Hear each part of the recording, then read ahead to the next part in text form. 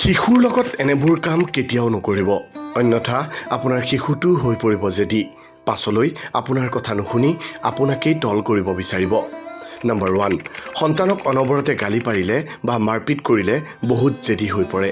ভুল কৰিলে ক'ত ভুল হ'ল, কিয় ভুল হ'ল ভালদৰে বুজাই দিয়ক, কাৰণ শিশু এতিয়া ভাল বেয়া বিচাৰ কৰিব নোৱাৰে। নম্বৰ 2, সন্তানে কি কৈছে কথাবোৰ গুৰুত্ব দি শুনক। দুষ্ট হ'ল বুলিয়ে সকলো সময়তে খং নকৰিব, মৰমেৰে কথা পাতক। সকলো সময়তে খং কৰি থাকিলে আপোনাৰ কথাবোৰ গুৰুত্ব নিদিয়া হ'ব। নম্বৰ 3, ভুল কৰিলে যদি দুই এচাট দিয়েও তাৰ পিছত কিন্তু লগে লগে বেয়া লাগি মৰমত সাৱটি নধৰিব। অলপ সময় কথাবোৰ বুজিবলৈ এৰি দিয়ক আপোনাৰ নজৰত ৰাখি। নম্বৰ 4, সন্তান এতিয়া সৰু হৈ আছে বুলি যি বিচাৰে সেইটোৱে কিনি নিদিব, অন্যথা সন্তান বিপথে পৰিচালিত হ'ব। কথাখিনি সকলো অভিভাৱকৰ বাবেই গুৰুত্বপূৰ্ণ।